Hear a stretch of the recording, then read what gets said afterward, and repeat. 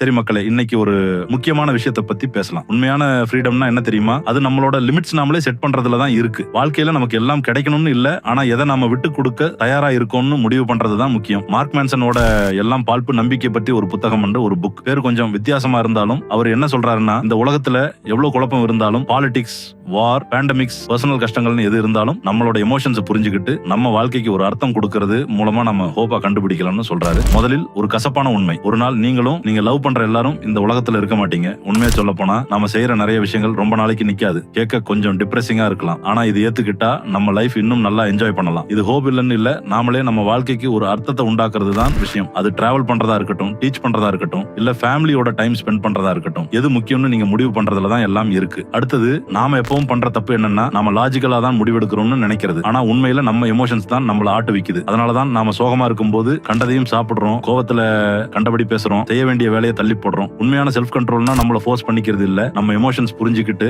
அதோட சேர்ந்து வேலை செய்யறது தான். அப்புறம் நியூட்டனோட 3 நியம மாற்றங்கள். ஆமா, எமோஷன்ஸ்க்கு லாஸ்லாம் இருக்கு. முதல் சட்டம் என்னன்னா, நம்மள சுத்தி நடக்கிறதுக்கு எமோஷன்ஸ் ரியாக்ட் பண்ணும். செகண்ட் லா என்னன்னா, நம்மளோட செல்ஃப் வொர்த் நேரம் போக போக நம்ம எக்ஸ்பீரியன்சஸ் வச்சு உருவாகும். மூன்றாம் சட்டம் என்னன்னா, புதுசா ஏதாவது நம்மள ஃபோர்ஸ் பண்ணா மட்டும் தான் நம்ம மாறுவோம். சோ நீங்க உங்களை மாத்திக்கணும்னு நினைச்சா நீங்க செய்யறத மாத்துங்க. கடைசியா பெயின் இல்லாம growth இருக்காது. நாம எல்லாரும் கஷ்டத்தை அவாய்ட் பண்ணுவோம். ஆனா இந்த மாடர்ன் லைஃப் நம்மள கொஞ்சம் சாஃப்டா கிடுச்சு. நீங்க உங்க கஷ்டத்தை சூஸ் பண்ணலன்னா லைஃப் உங்களுக்காக சூஸ் பண்ணும். நீங்க ஒர்க் அவுட் பண்ணி வலிக்கிற மசில்ஸோட இருக்க விரும்புறீங்களா, இல்ல உங்க அப்பியரன்ஸ் பத்தி ஃபீல் பண்ண விரும்புறீங்களா? நீங்க கேஷ் சம்பாதிக்க கஷ்டப்பட விரும்புறீங்களா, இல்ல கேஷ் இல்லாம ஸ்ட்ரெஸ் ஆக விரும்புறீங்களா? பெயின் லைஃப்ல ஒரு பார்ட். ஆனா நீங்க எந்த பெயின் வழியா போகணும்னு சூஸ் பண்றது உங்க கையில தான் இருக்கு. அதுதான் உண்மையான ஃப்ரீடம். இந்த புக் இன்னும் படிக்கலன்னா கண்டிப்பா போய் செக் பண்ணி பாருங்க. உங்களுக்கு எந்த புக் பத்தி நாங்க பேசணும்னு நினைச்சாலும் கமெண்ட்ல சொல்லுங்க. மறக்காம லைக் பண்ணுங்க, சப்ஸ்கிரைப் பண்ணுங்க.